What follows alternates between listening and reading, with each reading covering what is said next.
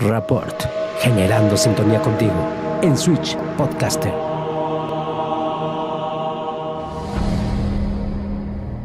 Gracias por estar de regreso aquí con nosotros en Rapport, este podcast donde queremos generar sintonía contigo y platicamos siempre con invitados extraordinarios, pero sobre todo apasionados de cada tema. Y son temas que igual te pueden resultar interesantes, atractivos, te pueden informar, te pueden educar o a lo mejor simplemente te pueden divertir. Eso sí es muy importante que recuerdes que no queremos evangelizar absolutamente a nadie, que aquí respetamos las posturas tanto de nuestros invitados como de todos los que nos ven y los que nos escuchan. Por cierto, gracias por suscribirse. Síganos en las redes sociales, estamos en Switch Podcaster. Ahí van a encontrar diferentes programas y además también en Paulina Usigli. Ahí vamos a poder ver también los episodios de Rapport. Oigan, y quiero invitarlos a que se preparen un vasito con agua, a que se sirvan un cafecito, una botanita. Si van en el coche, por favor, escúchenos con muchísima precaución, pero siempre atentos a lo que estamos diciendo y al volante. Y hoy vamos a platicar de salud mental, salud emocional, somatización y hasta los psiquiátricos. Y es que la salud mental es un aspecto fundamental y del que pocos hablan. No tenerla puede afectar tu vida, no estás loco, no estás loca, simplemente hay que atender esa parte de la salud. De acuerdo con el censo del 2020 realizado por el INEGI a lo largo del territorio nacional, hay 1.590.583 personas con algún problema o condición mental.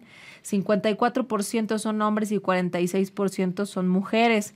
Pero para platicar de este tema nos acompaña hoy un médico cirujano especialista en psiquiatría, fue investigador en el Instituto Nacional de Psiquiatría y es cofundador del Instituto Mexicano de Medicina Psicosomática, el doctor José Juan Sánchez Báez. Bienvenido, doctor.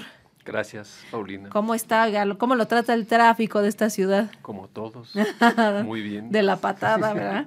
Oiga, a la mayoría de la gente se le ponen los pelos de punta cuando se le menciona que acuda al psicólogo o al psiquiatra, porque automáticamente ubicamos a una persona loca, como se le denomina, es decir, a una persona con una enfermedad mental. Sin embargo, la salud mental o la salud emocional es una parte que ya tenemos muy abandonada. Y entonces, quiero que nos platique, por ejemplo, para empezar, ¿qué tan importante es la salud mental? Bueno, tan importante es que todos tenemos una mente, o lo que llamamos mente, y la mente está relacionada con todo. O sea, no hay una parte de la vida humana que no se relacione con la mente, o lo que llamamos mente. Uh-huh. Sí, el problema de la mente a lo largo de la historia de la humanidad es que la mente se ha separado del cuerpo, más en la cultura occidental. Uh-huh. De ahí viene el grave problema de que cuando nosotros nos referimos a salud mental, queda separada de la salud física, y eso es falso. Y es que a final de cuentas igual y no la ubicamos como físicamente, ¿no? O sea, ubicamos el cuerpo, me duele un brazo, me duele la cabeza, pero no me duele la mente, aunque sí nos duela la mente o las emociones, ¿no? Entonces, ¿eso parte de un todo? Claro, que eso es parte de un todo, tan es de un todo que el cerebro es una unidad muy especializada que, a diferencia de otros órganos, es el que produce la mente. ¿Sí? Entonces, el cerebro produce todas sus experiencias subjetivas y objetivas con su funcionamiento.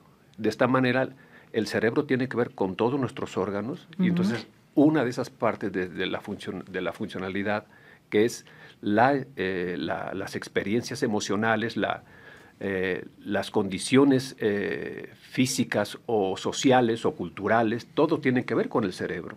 Y el cerebro tiene dos tipos de alimentos.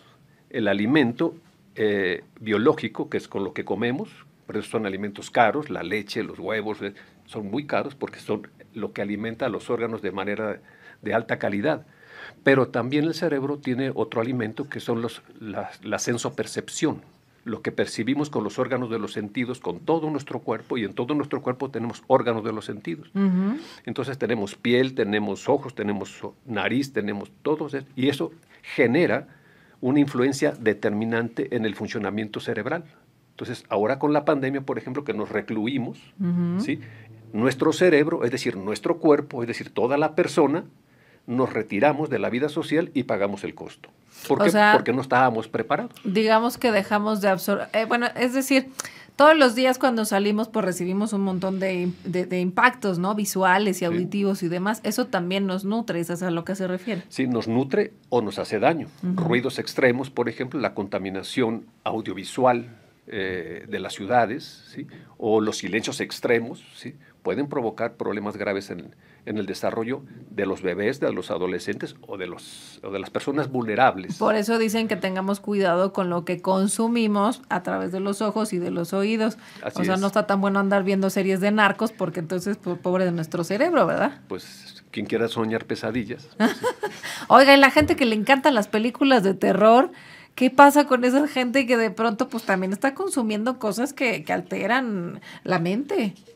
Bueno, sí, cuando nosotros disfrutamos el arte, el cine es una proyección nuestra. Nosotros vamos a identificarnos al cine, al teatro, a la danza, vamos con los personajes y nos identificamos. De esta manera, nuestros órganos perceptuales, ¿sí?, perciben, pero al mismo tiempo depositan sobre los personajes cosas nuestras. Entonces, de esta manera, es una inclusión recíproca, tanto lo de afuera como lo de adentro, y de esta manera el cerebro va generando un desarrollo tanto social hacia afuera, cultural hacia afuera, como hacia adentro. Entonces, de esta manera, lo que está adentro está afuera. Entonces, de esta forma, dependiendo qué tipo de películas veamos, pues es lo que le metemos al cerebro, y eso ya es de cada quien.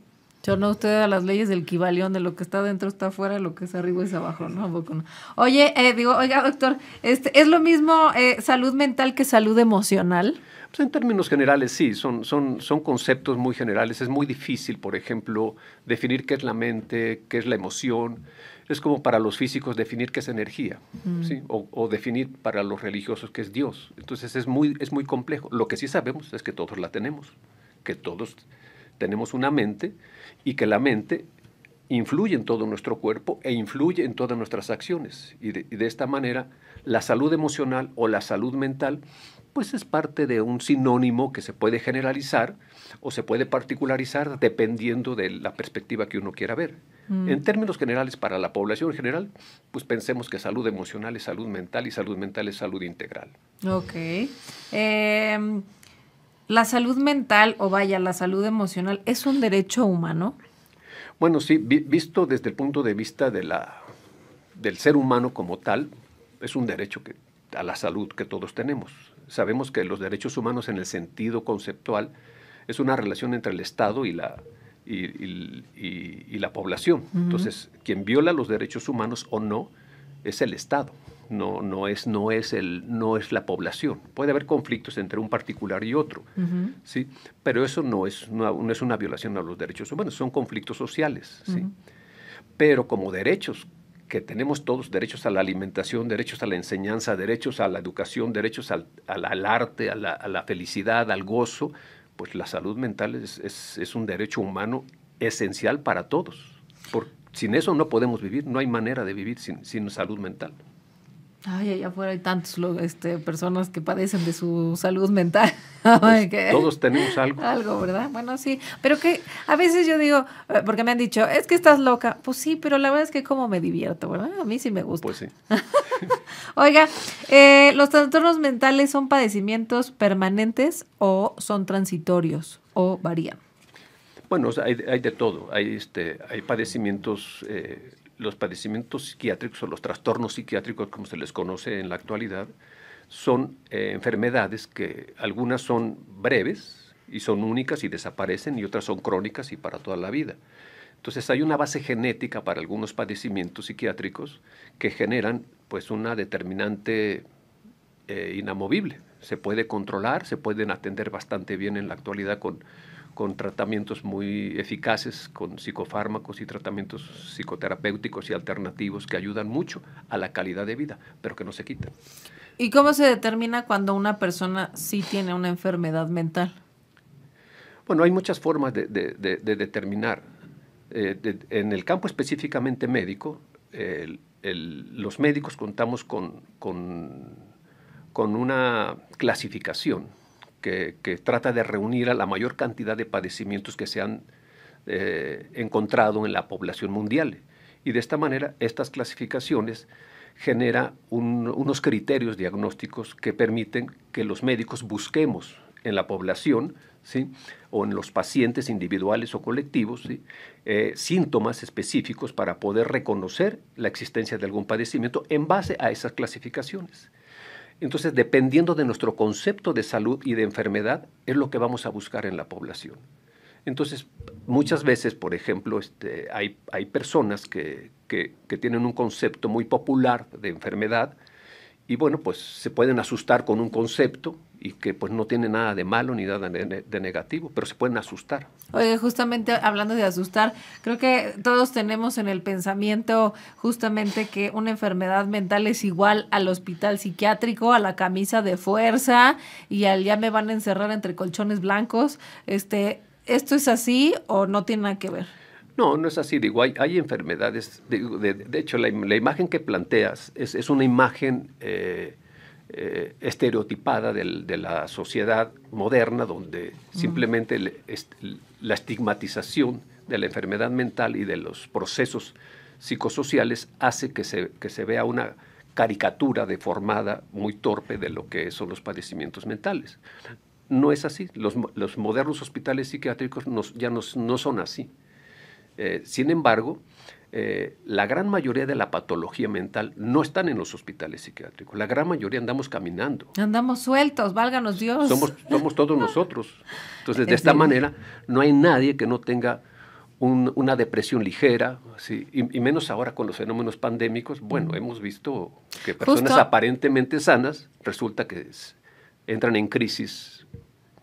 Lo ha dicho bien, aparentemente sanos, porque además como no le ponemos atención a nuestra salud mental, a nuestra salud emocional, como bien dice usted, pensamos que la salud mental solamente es aquella persona que estigmatizamos como loco y que está encerrado con la camisa de fuerza. Pero justamente, ¿qué impacto ha visto usted como médico en sus pacientes? ¿Han incrementado los pacientes a partir de la pandemia por el COVID?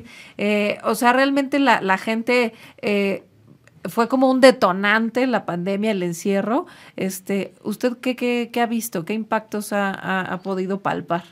Bueno, aunque yo no creo que haya cifras todavía como definitivas respecto de la prevalencia o de la incidencia de trastornos mentales en la población, es porque faltan hacer las investigaciones. Esas son complejas y tardan tiempo. Van a ir saliendo conforme vaya avanzando la pandemia y vayan saliendo ya los nuevos resultados. Pero lo que sí podemos saber es que en términos generales se incrementaron. ¿Sí? En algunos lugares se incrementaron al doble, o algunos fueron muy ligeros, ¿sí? Lo que sí vemos es que lo que es cierto es que sí hubo un incremento de la psicopatología en general, no solo de los trastornos como enfermedades específicas, sino de la psicopatología en general, que incluye síntomas, signos, o sea, padecimientos que no logran construir una enfermedad completa, pero que son sintomáticos suficientes para discapacitar o poner en crisis a las personas. ¿Cómo qué síntomas? A ver, como por ejemplo una crisis de una persona que porque no sabe si está contagiado o no, que eso lo vimos al principio de la pandemia, donde no sabíamos qué estaba pasando, no entendíamos lo que estaba ocurriendo, y entonces ante tanta incertidumbre y entre tantas dificultades adaptativas para los procesos de atención, todas las fantasías que tenemos nosotros respecto de esa incertidumbre para tratar de enfrentar algo que no entendemos, que nos da miedo, genera un proceso de crisis. O sea, se exacerbó todo eso. Todo. Entonces, las personas que son vulnerables, ¿sí? Pueden tener crisis pequeñas, por ejemplo, y nunca más volvérsele a presentar. Y se pueden resolver por sí mismas o con pequeñas intervenciones. O sea, somos una sociedad que vivíamos en el estrés, en la ansiedad, en la depresión, pero con el encierro, con la incertidumbre, con el miedo, todo se volvió más grande. Sí, claro, se magnifica, se potencializa, porque al potencializarse lo que genera es que las personas vulnerables, es decir, si las personas ya estábamos enfermas de algo, de lo que sea, ¿sí? Bueno, con una situación como esta, se incrementa todo. Por ejemplo, vimos incrementar el consumo de alcohol, vimos incrementar el consumo de drogas, vimos incrementar los trastornos del sueño, vimos incrementar los problemas del pensamiento, vimos incrementar los problemas depresivos. Todo eso se fue dando, ¿sí? Pero algo que en términos generales nos ayuda con esta pandemia es a reconocer que lo que nos afecta es nuestra falta de fuerza para enfrentar adversidades, nuestra capacidad adaptativa, que no estamos preparados para enfrentar esto, ¿sí? Entonces, tenemos que aprender que no tenemos que estar enfermos psiquiátricamente para entrar en una situación grave. O sea, podemos nosotros quebrarnos ante una situación pues fuerte de los temblores, la violencia social. Oiga, pero por ejemplo dice, no estábamos preparados para enfrentar esto. Como seres humanos, en realidad, ¿como para qué estamos preparados para, o sea, sí estamos preparados para enfrentar qué? O sea, porque yo un temblor y salgo corriendo, ¿ga? Entonces, no nada más la pandemia me espanta. Sí, digamos, lo que pasa es que nosotros, los seres humanos, a diferencia de otro grupo de animales, los animales están preparados biológicamente, genéticamente, para tener su instinto de sobrevivencia muy bien determinado y pueden comportarse de acuerdo a los peligros que enfrentan, ¿sí? Nosotros, a diferencia de ellos, tenemos esos instintos, pero también tenemos un proceso de desarrollo mucho más lento que cualquier otro animal, y eso genera un logro para el cerebro humano porque logramos hacer cosas muy importantes, pero tenemos que aprender. Oiga, me surge una duda porque la otra vez tuvimos un invitado que decía, bueno, es instructor de Krav Maga. Entonces decía, una mamá, cuando ve en peligro a su hijo, bueno, se vuelve una leona, ¿no? Y es capaz de hacer un montón de cosas. Sin embargo, cuando esa misma mujer se ve en peligro, ya sea porque la van a atacar, la quieren secuestrar, el miedo realmente la paraliza. ¿Qué pasa ahí? En el aspecto de que en lugar de defenderme a mí, igual como leona, o sea, me paraliza el miedo. Bueno, eso depende mucho de las personas, depende de la personalidad, de la forma como estemos constituidos. Las mujeres en su embarazo van adquiriendo un proceso adaptativo muy lento, muy suave, que les va ayudando a adquirir una mayor conciencia de su cuerpo y se va creando vínculos biológicos muy poderosos que vinculan al bebé con la madre. Y eso es un apego biológico que se da entre la leona y el cachorrito, entre el pollito y la gallina, entonces, entre la mujer y su bebé.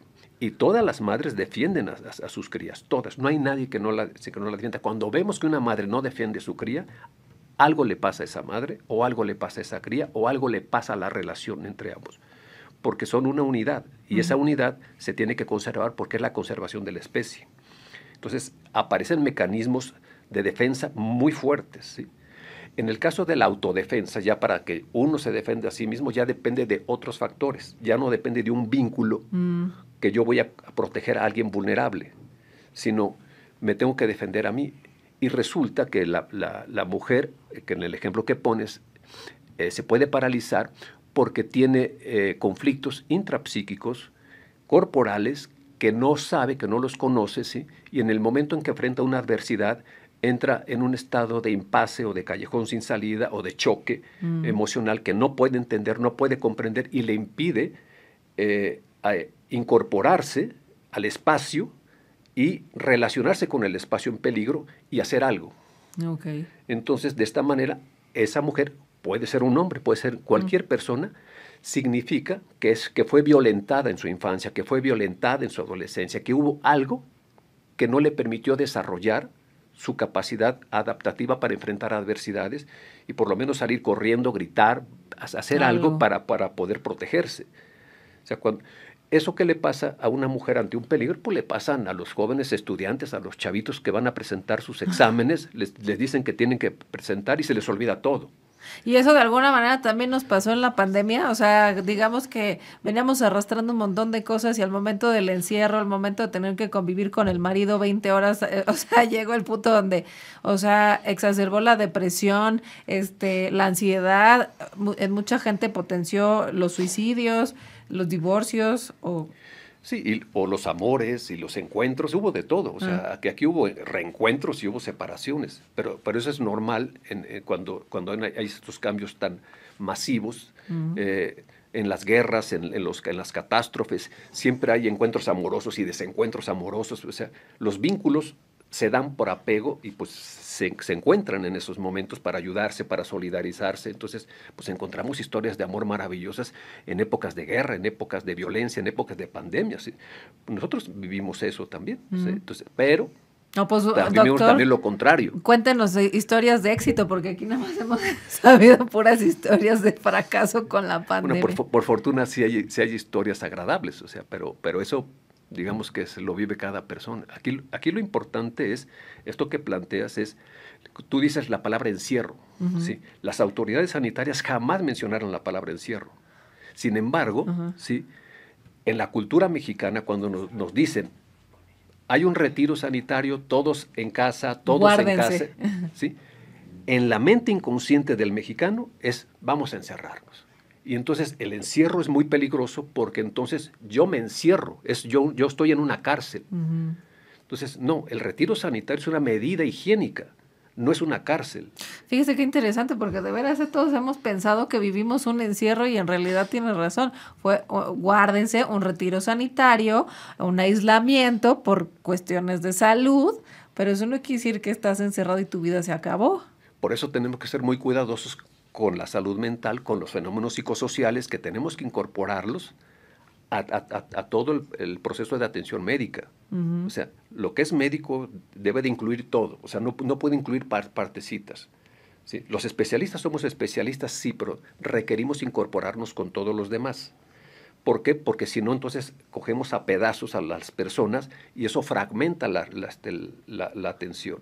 Y entonces lo que vemos es que cuando vienen las medidas sanitarias de urgencia como estas, por ejemplo, que son atinadas, así son, así se han hecho durante muchísimos años, son las medidas que han dado resultados, y bueno, pues México no fue la excepción, hicimos nuestro trabajo de retirarnos, pero si no consideramos los factores culturales y cómo nosotros interpretamos, entonces resulta que interpretar la palabra retiro sanitario, cambiarla por encierro, significa que la población mexicana está acostumbrada a una cultura masoquista de sufrimiento.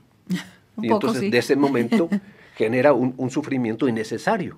Y ese sufrimiento innecesario crea un dolor que no debió haber existido nunca. Sin embargo, ¿cómo fue eso? Que yo interpreto encierro. Y entonces como interpreto la vida, la vivo. Entonces de esa manera llega un momento en que me harto de estar encerrado porque no sé qué hacer conmigo mismo en casa. Uy, es decir, gente, no podemos estar con nosotros mismos. Exacto. Es decir, estamos distraídos hacia afuera, viendo lucecitas, escuchando podcasts. ¿Sí? Entonces, de esta manera, pues, nos distraemos hacia afuera. Tenemos que distraernos hacia adentro. O sea, necesitamos saber quiénes somos para poder relacionarnos con el espacio exterior. Entonces, de esta manera, el encierro como concepto nos movió. Nos obligó a voltearnos a ver. Como si estuviéramos castigados. Es como si papá o mamá nos hubiera dicho, están castigados. El latino que tuvo este manejo de la pandemia fue que jamás fue obligatorio el uso del cubrebocas, jamás fue obligatorio el retiro sanitario. No. ¿Por qué? Porque los mexicanos somos muy sensibles a eso, pero muy sensibles. O sea, nos regañan y bueno, estamos ofendidísimos. Mal, ¿sí? Entonces, ya de por sí, las personas al retirarnos y hacer eso con nosotros mismos, porque nosotros lo hicimos, interpretar de esa manera nuestro retiro sanitario, llega un momento en que nos aburrimos en el interior de casa. Oiga, ¿por qué es tan difícil pues realmente convivir con uno mismo y aceptarse? O sea, ¿por qué hay gente que de verdad parece que no se soporta ni ella misma? Sí, porque es parte del desarrollo psicosocial de la modernidad. En la modernidad, la cultura actual occidental, pues estamos perdidos. Está cada vez más violentada las personas en su experiencia subjetiva, en su alma. Entonces no enseñamos a los niños a ser felices, los enseñamos a hacer tareas, a hacer cosas aburridas, tediosas, o sea... O si no, ya ten el celular y diviértete con eso. Y ahora tenemos el problemón de las adicciones a los celulares, o sea es grave esta situación porque no podemos estar con nosotros mismos porque nuestra cultura, es decir, la relación con nuestros padres, la relación con nuestras escuelas, todo es hacia afuera. Nada es hacia adentro, entonces todo nos exige, nos presiona, entonces tenemos que hacer esto, tenemos que hacer aquello, tenemos, y eso genera una exigencia que nos obliga a comportarnos de una manera que no nos permite ser nosotros mismos. Entonces, de repente, nos piden que nosotros seamos nosotros mismos, pero no podemos. Ni sabemos de un día cómo. para otro, pues no. Ay, doctor. Oiga, y bueno, ante una enfermedad mental, pues para las familias es más fácil en ocasiones deshacerse del problema yendo a botar a su familia a un hospital psiquiátrico, pero hay quienes realmente pues sí necesitan ser internados, otros no. Entonces, pues ya sabemos ahora, bueno, no sé si ustedes sepan, les voy a comentar, que justamente pues nuestro querido gobierno, ¿verdad?, decidió que se van a cerrar las instituciones psiquiátricas. Si esto es cierto, no es cierto, cuéntenos usted desde su experiencia, lo que usted sabe, digo, para que no vaya yo a meter la pata diciendo cosas que no, si se van a cerrar, no se van a cerrar, o cuál es el proceso ahí. Yo desconozco eso, en primera no lo creo. No creo que se vayan a cerrar ninguna institución psiquiátrica, eso es una locura. O sea, ya lo hicimos en el pasado.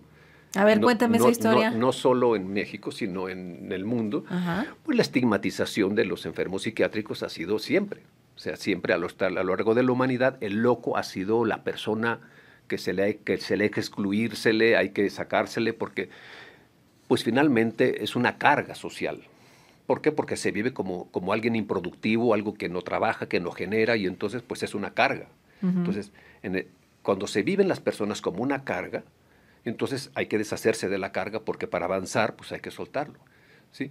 Ya en épocas muy remotas, en la Europa antigua, vieja, ¿sí?, existía la nave de los locos, Okay. que se subían a los enfermos mentales y los soltaban. Pues a ver dónde paraban. ¿En serio? Entonces, sí. Bueno, la Santa Inquisición no quemó a tantas mujeres padeciendo de histeria, ¿sí?, acusadas de hechicería, uh-huh, con un diagnóstico de un librito que hicieron los padres dominicos, que eran el Maleus Maleficarum. Y a lo mejor tenían esquizofrenia y no eran Así es. ningún embrujo ni nada Así de es, eso, ¿ah? sí. Pobre Y la gente. gran mayoría fueron mujeres, o sea, no Uh-huh. estamos hablando, alguno que otro fue hombre, pero la gran mayoría fue el cuerpo de la mujer, o sea, el cuerpo del pecado, el cuerpo del deseo. Entonces viene la estigmatización. Entonces las sociedades modernas vienen cargando toda esta cultura que no ha podido evolucionar como quisiéramos. En la actualidad es mucho más generosa, eso es cierto, ¿sí? Y bueno, en la época moderna, todo lo que no tenga un valor monetario, Uh-huh. ¿sí?, simplemente hay que deshacerse de ellos. Entonces resulta que la salud es una carga. Nunca ha sido una carga la salud. Claro que la salud cuesta. Uh-huh. Alguien la tiene que pagar. Bueno, pues entre todos los mexicanos y entre todos los ciudadanos, pues hacemos nuestra ronchita, pagamos impuestos, pagamos y hacemos una colectividad y hacemos hospitales para atender la salud, porque es cara. Uh-huh. O sea, tenemos que aceptar que no es una carga gastar en eso. Es una inversión en la felicidad, en el gozo de las personas, que nos sintamos seguras, que nos sintamos contentos, que nos sintamos que no tenemos que angustiarnos porque estamos enfermos. Uy, doctor, pero pues es que la verdad es que ahora sí nos ha tocado que nos quiten las medicinas para el cáncer a los niños y demás. Y justo le decía lo de, porque está la reforma a la Ley General de la Salud, que eso es lo que dice en los periódicos, eliminan en su totalidad a los hospitales psiquiátricos en México y pone en peligro la estancia de más de 100,000 personas que se encuentran internadas en estos centros. Muchos de ellos no cuentan con ningún familiar o en el peor de los casos se encuentran en completo abandono. Esto es que ya no quieren tener o mantener, ¿no?, a los enfermos que están internados, que van a ser atendidos de manera parcial en un hospital como de atención general, pero pues después vaya usted a su casa o tómese usted su pastilla, lo que puede incurrir en un problema porque pues las personas que realmente tienen una enfermedad mental pues igual y no saben adecuadamente a qué hora tomarse la pastilla o demás. Bueno, no he leído estos cambios a la Ley General de Salud, pero en todo caso lo que dices, no desaparece la atención psiquiátrica. Va a haber lo que dices, bueno, es probablemente lo que haya es una reforma a la atención psiquiátrica en donde el modelo de atención se modifique. Uh-huh. Pero no es que se cierren. O sea, cuando hablamos de se cierra, pues ya es algo como un poco dramático. A mí me parece que eso no va a ocurrir. Yo creo que, a mí me parece que en todo caso lo que podría haber es una reforma, pero lo que sí es necesario es que la atención psiquiátrica se dé dentro de los hospitales generales, dentro de los hospitales donde se atiendan todas las hospitalizaciones de todo. ¿Por qué? Porque si separamos, por cosas, ¿sí? Entonces es muy difícil. Por ejemplo, un enfermo psiquiátrico que le da una apendicitis aguda en un hospital psiquiátrico y no tenemos un cirujano, pues se muere. O sea, es muy difícil. Entonces, los hospitales psiquiátricos, durante muchos años, al quedar marginados de la atención médica en general, padecieron enfermedades que eran fácilmente atendibles y sufrían mucho. Entonces, aquí lo que necesitamos es la integración de los servicios que permita que todas las especialidades estén unidas para atender eficazmente a cualquier persona. Entonces, una urgencia médica de cualquier tipo, bueno, pues puede ser una urgencia cardiológica, una urgencia ginecológica o una urgencia psiquiátrica. Okay. Y los médicos tenemos que estar preparados para eso. ¿Por qué? Porque no alcanzamos los psiquiatras para toda la población. Eso no, de hecho hace falta especialistas, ¿no? Sí, de todos ha habido, sí, pero más de los psiquiatras y de algunas especialidades que somos muy poquitos. Oiga, doctor, y respecto a la salud emocional, digamos, entremos como más en materia de esto. Por ahí dicen que el cuerpo habla lo que la mente calla, ¿no? Entonces, ¿qué es somatizar? Somatizar es la expresión corporal física de una condición psicosomática, de la relación mente-cuerpo, que no permite que la persona resuelva por sí misma un fenómeno de impasse o un fenómeno de atolladero. Y entonces, de esta manera, al no poderlo resolver, ¿sí?, genera la somatización. Y la somatización ya depende del órgano blanco, es decir, de la parte del cuerpo que puede ser más afectada. Hay partes de nuestro cuerpo, o órganos o sistemas que son más fácilmente afectadas por el estrés que otros. Entonces, la piel, el sistema cardiovascular, el sistema digestivo, pues tenemos muchas molestias fácilmente por el estrés. Entonces, o sea, en palabras más cristianas, doctor, o sea, si yo tengo un problema emocional que no estoy sabiendo resolver, mi cuerpo lo va a somatizar, es decir, me va a empezar a doler algo de mi cuerpo. No necesariamente, porque si la persona, yo tengo un problema emocional, pero puedo manejarlo, ¿sí?, no tengo problema. O sea, mi mente es capaz de entender eso.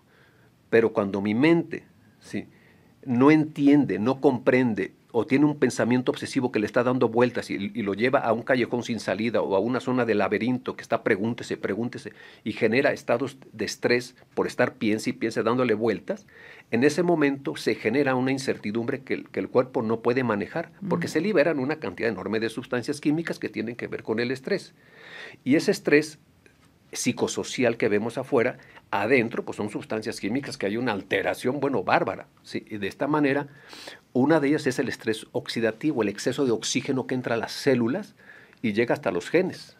Y pues bueno, pues si le pega al páncreas, pues a lo mejor le da diabetes, pero si le pega a la piel, a lo mejor le da una psoriasis o una dermatitis atópica o una dermatitis alérgica, etc. O sea, hay muchas enfermedades psicosomáticas que no son de origen psicológico, son de origen de mente-cuerpo, que la persona al enfrentar una condición no puede por sí misma resolverlo.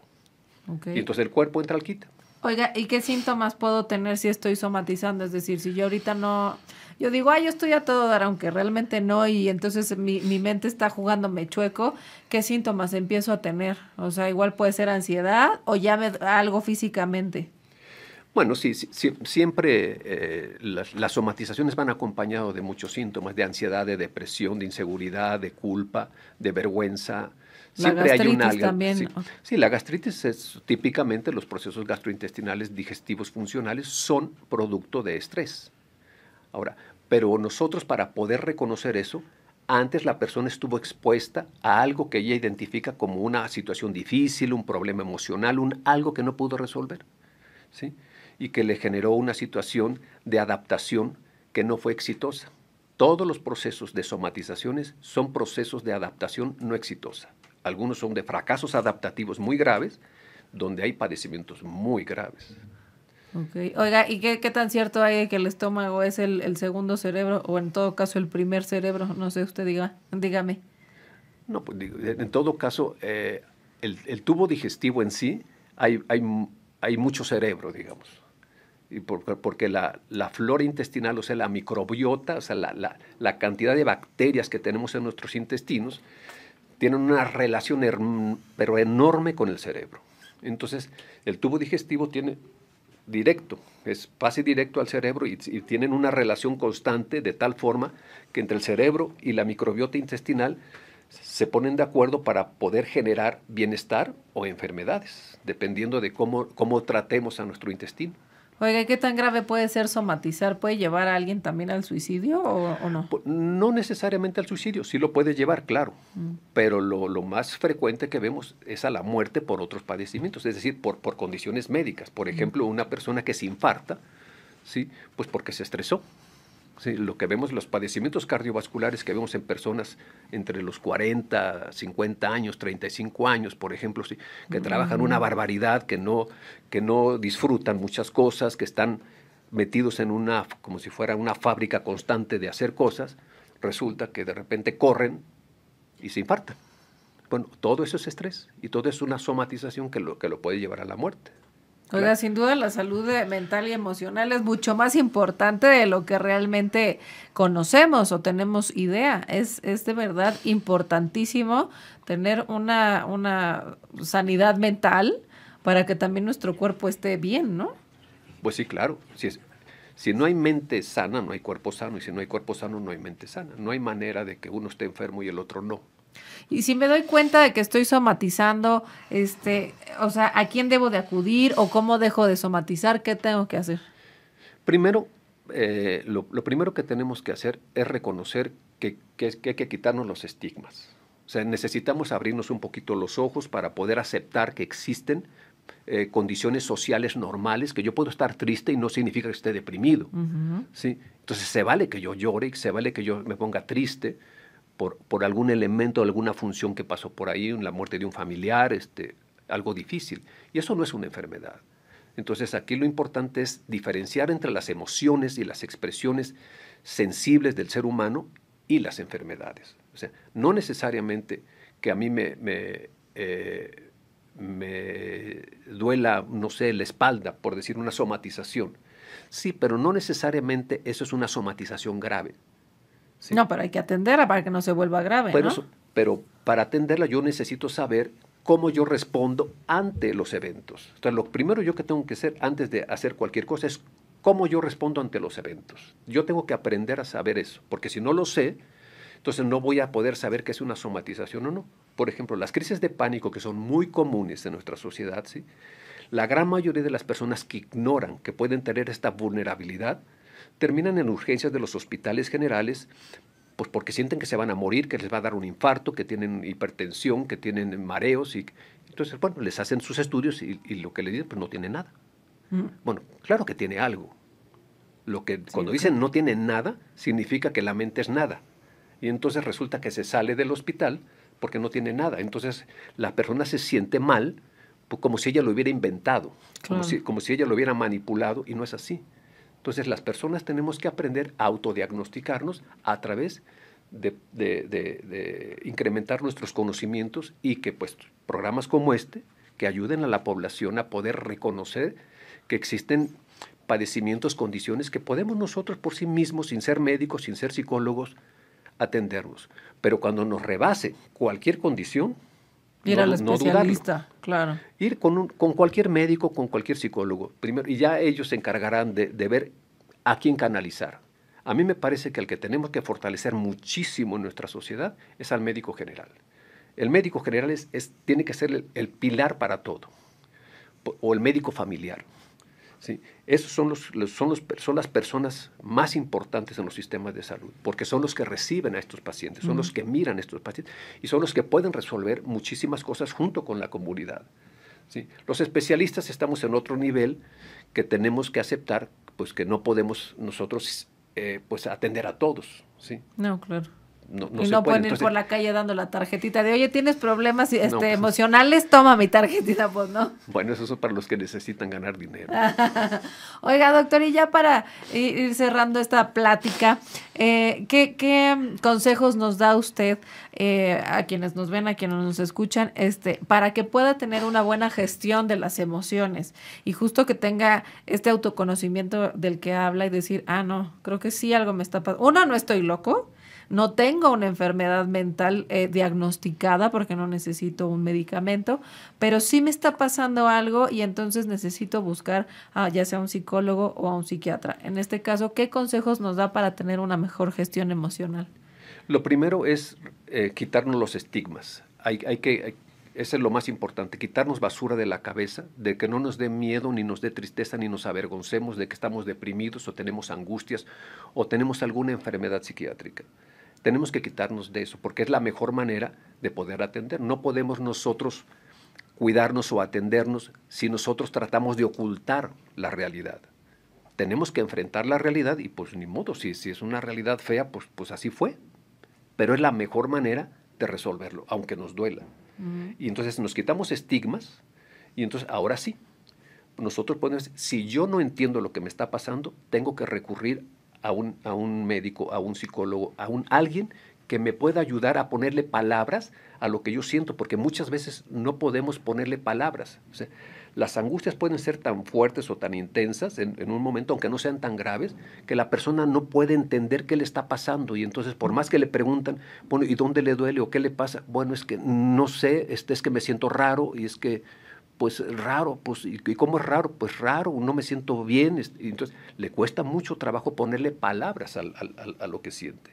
Entonces, lo que yo les sugiero pues, es simplemente pues, que escuchen programas como que lean, que le pregunten a sus médicos, que las mujeres pregunten a sus ginecólogos, a sus ginecólogas, que los pediatras le pregunten a los pacientes, que los pacientes le pregunten a los pediatras para que puedan establecer relación con los niños, ¿sí? Con los maestros, es decir, con cualquier persona que tenga relación directa con un ser humano, es necesario establecer un vínculo que nos ayude a detectar, a reconocer, ¿sí? Padecimientos o condiciones psicosociales que nos ayude a prevenir y en todo caso a tratar. Pero quitarnos estigmas. Siempre preguntar. Sí. Oiga, doctor, pues ya para finalizar, le voy a hacer una serie de preguntas que quiero que me conteste rapidísimo, ¿eh? No, eso no se vale. ¿Por qué? Porque es al revés. Los psicoanalistas hacemos las preguntas al revés. No, pero aquí queremos conocer al invitado, a ver qué nos cuenta de su gestión de emociones, a ver si es cierto. A ver si es cierto que usted lo controla igual. No es cierto. Lo primero que se le venga a la mente, eso me contesta rapidísimo, ¿ok? ¿Quién es José Juan un domingo cualquiera? Una persona que intenta disfrutar como cualquier otro día, todos los días. Muy bien. ¿Cuál es su palabra favorita? Amor. ¿Cuál es la palabra que menos le gusta? Odio. ¿Qué lo enciende o lo motiva, ya sea creativamente, espiritualmente o emocionalmente? La vida humana. ¿Qué lo apaga? La violencia. ¿Cuál es su grosería preferida? Cabrón. ¿Cuál es el ruido o sonido que prefiere? Back. ¿Mac? Back. Ah, vaca. ¿Por? Back. Ah, Mac. Back. Bach. Johann Sebastian Bach. Yo sí, Bach. La música clásica, ya, ok. ¿Cuál es el ruido o sonido que detesta? Todo lo que se salga de un sonido que tenga que estar ahí, eso. El reggaetón, por ejemplo, le choca. No. ¿No? No. Un sonido que no tenga que estar donde están los sonidos, no va, ese es un ruido. Okay. Eso no me gusta. Okay. ¿Qué profesión distinta de la suya hubiera ejercido? Tal vez, no sé, algo parecido a un poeta, tal vez. Okay. ¿Qué profesión así no le hubiera gustado tener jamás? ¿Profesión? No, yo creo que cualquier profesión está padre. ¿Sí? Así Sí. No importa lo que hubiera. No, lo que importa es cómo la viva uno. Bueno, eso sí. Oiga, y haciendo un lado temas religiosos, si el cielo existiera, ¿qué le gustaría que Dios le dijera cuando llegue a las puertas del cielo? Bienvenido. Muy bien. Doctor, pues muchísimas gracias por haber estado con nosotros este ratito platicando acerca de la salud mental, que es bastante importante. Agradezco su tiempo y su conocimiento. Pues muchas gracias a ustedes, gracias a ti, Paulina. Oye, pues muchas gracias a todos los que nos escucharon, nos siguieron, ahora sí que ya pusieron atención, ya escucharon que es muy importante poner sumo cuidado a la salud mental, a la salud emocional, si les duele el estómago o la espalda de una manera constante y ya fueron a un médico, entonces creo que es buen momento de poner atención a que realmente algo nos está pasando en las emociones y también podemos acudir a un especialista como puede ser un psicólogo, un psiquiatra. No estamos locos, o si estamos locos, pues eso está divertido y está padre, pero a final de cuentas no tenemos un padecimiento mental afortunadamente, y quien lo tiene pues hay que cuidarlo en casa también. Muchísimas gracias por habernos acompañado en este capítulo de Rapport. Gracias a Iván, gracias a Pepe como siempre, y nos vemos en el siguiente episodio con más temas diferentes. Rapport, generando sintonía contigo en Switch Podcaster. Los comentarios expresados en este programa son responsabilidad de quien los emite